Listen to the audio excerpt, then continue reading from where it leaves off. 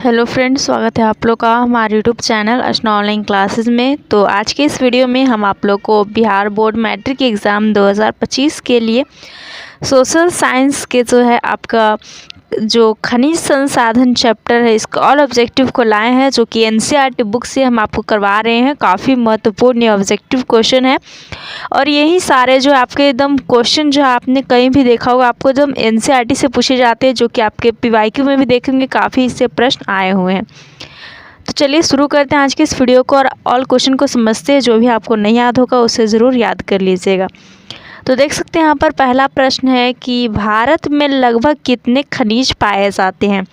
तो अगर हम खनिज की बात करें तो भारत में जो है लगभग 100 खनिज जो है पाए जाते हैं, 100 प्रकार के खनिज पाए जाते हैं।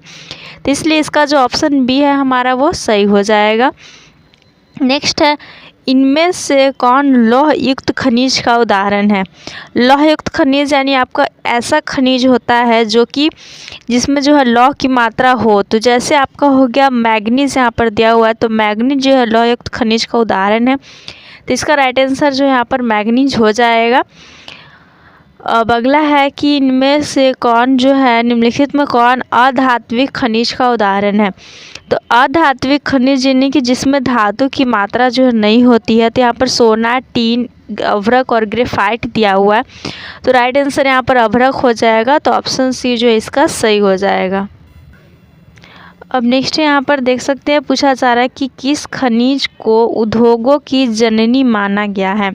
तो अगर यहाँ पर हम उद्योगों की जननी की बात करें तो आपको बता दें कि जो लोहा होता है इसको उद्योगों की जननी माना गया है। तो इसका ऑप्शन नंबर सी हमारा सही हो जाएगा। नेक्स्ट है कि कौन लौह अयस्क का एक प्रकार है, यानी कि जो लौह अयस्क होता है इसका प्रकार। तो इसका प्रकार हो जाता है आपका हेमेटाइट, मैग्नेटाइट और सीडेराइट। तो हेमेटाइट, मैग्नेटाइट जो है ज़्यादा यहाँ पर प्रचलित है। तो आपने केमिस्ट्री में पढ़ा होगा हेमेटाइट जिसका सूत्र Fe2O3 हो जाता है, मैग्नेटाइट जिसका सूत्र हो जाता है Fe3O4। तो सोशल साइंस में आपको सिर्फ हेमेटाइट इसको याद रखना है। तो ऑप्शन बी इसका राइट हो जाएगा। नेक्स्ट है, कौन भारत का सबसे बड़ा लौह उत्पादक राज्य है। तो अगर लौह उत्पादक राज्य की बात की जाए तो सबसे बड़ा लौह उत्पादक राज्य भारत का कर्नाटक है। तो इसका ऑप्शन ये सही हो जाएगा। नेक्स्ट है आपका कि छत्तीसगढ़ जो है भारत का कितना प्रतिशत लौह अयस्क उत्पादन करता है। तो जो छत्तीसगढ़ है ना, यह पूरे हमारे मतलब भारत देश का 20% जो लौह अयस्क है वो छत्तीसगढ़ से प्राप्त होता है, इतना उत्पादन करता है। तो इसलिए इसका बी ऑप्शन सही हो जाएगा। अब अगला यहाँ पर प्रश्न है कि मैग्नीज उत्पादन में भारत का विश्व में कौन सा स्थान है। तो अगर हम मैग्नीज की बात करें तो मैग्नीज के उत्पादन में भारत का जो विश्व में तीसरा स्थान है। तो तृतीय यहाँ पर ऑप्शन सी सही हो जाएगा। नेक्स्ट है कि 1 टन इस्पात बनाने में कितने मैग्नीज का उपयोग होता है। तो 1 टन इस्पात बनाने में 10 किलोग्राम यानी 10 kg मैग्नीज का यूज होता है। तो इसका ऑप्शन बी जो है सही हो जाएगा। नेक्स्ट है आपका कि उड़ीसा किस खनिज का सबसे बड़ा उत्पादक है। तो उड़ीसा जो है यह मैग्नीज खनिज का सबसे बड़ा उत्पादक है यहाँ पर, यानी कि यहाँ पर जो है उड़ीसा में मैग्नीज जो है खनिज सबसे ज़्यादा मात्रा में उत्पादित किया जाता है। तो इसलिए इसका ऑप्शन बी सही हो जाएगा। इसके अलावा अगर आप अपना पीवाईक्यू करना चाहते हैं तो हमारे चैनल पर जो आपका 2011 से लेकर के अब तक का पीवाईक्यू सारा कुछ जो है डाला हुआ है। तो जाकर वहाँ पर आपको ऑल सब्जेक्ट का जो पीवाईक्यू है वो बताया गया है। तो उसी के बाद अब आपको एनसीईआरटी स्टार्ट किया गया है, तो उसे भी आप पढ़िए और इसको भी जो है सभी को याद कीजिए क्योंकि क्वेश्चन आपका हर जगह सेम ही है। नेक्स्ट है कि एल्युमिनियम बनाने के लिए किस खनिज की आवश्यकता पड़ती है। तो एल्युमिनियम को अगर हम बात करें तो एल्युमिनियम को बनाने के लिए जो है बॉक्साइट की आवश्यकता पड़ती है, बॉक्साइट खनिज की आवश्यकता पड़ती है।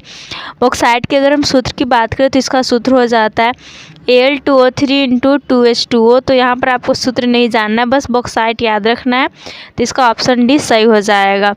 अगला है कि देश में तांबे का कुल भंडार कितना है। तो देश में अगर हम तांबे के कुल भंडार की बात करें तो यह 125 करोड़ है। तो इसका ऑप्शन बी सही हो जाएगा। ये सारा आपको जो एनसीईआरटी का क्वेश्चन करवाया जा रहा है और एनसीईआरटी आपके एग्ज़ाम के लिए जो है काफ़ी महत्वपूर्ण रहता है। और नेक्स्ट है कि बिहार झारखंड में देश का कितना प्रतिशत अभ्रक का उत्पादन होता है।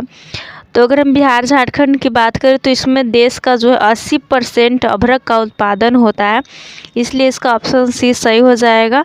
नेक्स्ट है कि सीमेंट उद्योग का सबसे प्रमुख कच्चा माल क्या है?